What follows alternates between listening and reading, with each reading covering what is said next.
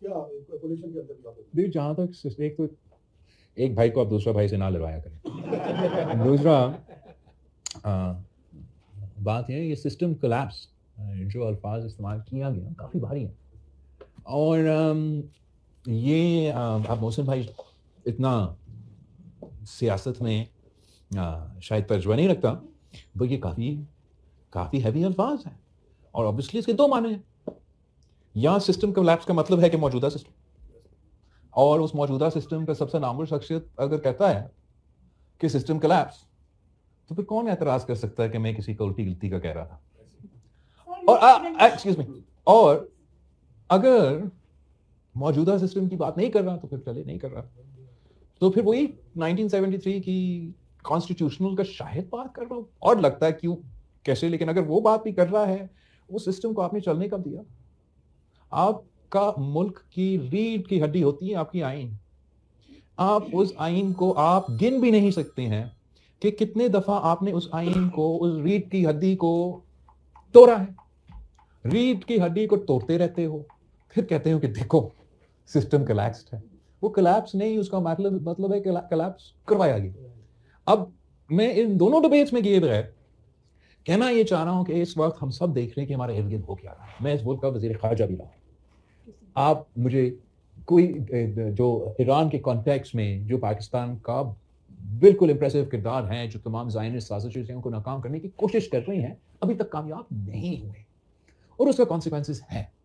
आप खुद कह रहे हैं दहशतगर्दी की कॉन्टेक्स्ट में मैं जानता हूं कि जो जब मैं वजीर खारजा था हमारा क्या सबसे परेशान कौन बात था जो हम दुनिया को कहते रहे कि पहली दफा जो सब नेशनलिस्ट फैक्शंस हैं मतलब बीएलए सिंधी नेशनलिस्ट और टीटीपी उनका नेक्सस बन रहा है और हमला करना चाहते हैं आप कराची में या बलूचिस्तान में तो वो एक दूसरे से कोऑपरेट करके और बैठे कहां हैं अफगानिस्तान में।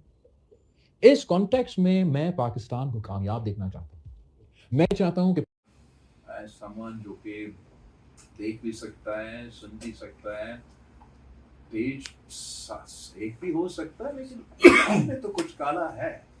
मुझे नहीं मालूम कि वो है क्या लेकिन कुछ तो है। अगर हुकूमत कॉन्फिडेंट है कोई मसला है आप खुद कह रहे हैं कि पीपल्स पार्टी की तो ज़रूरत ही नहीं है तो कोई मसला नहीं है फिर मैं गलत था। अगर कुछ है तो सामने आज नहीं तो कल आ जाएगा। पूरी दाल तो नहीं काली वो सच बात है आपने। मकसद ये है कि मैं चाह ये रहा हूँ कि बाकी चीज़ें अपनी जगह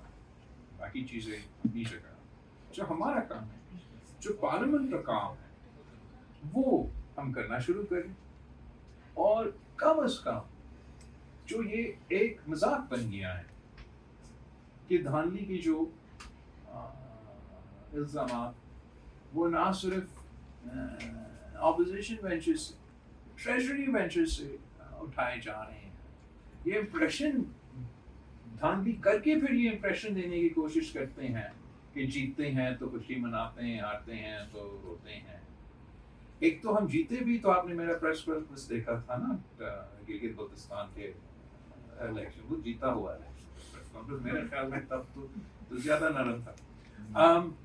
फंडामेंटली हमने इस शिकायत को दूर ओपोजिशन लीडर्स के साथ देखा तो आपकी मुलाकातों का सिलसिला जो है वो जारी हो गया है। दूसरी जानिब सुप्रीम कोर्ट ने ऑर्डर दिया था कि बानी पीटीआई का शफा हॉस्पिटल मुंतकिल किया जाए। देखा जाए तो जो मौजूदा हुकूमत है उनको इस चीज़ से एतराज़ है तो आपका इस मामले पर क्या मौक़िफ़ होगा?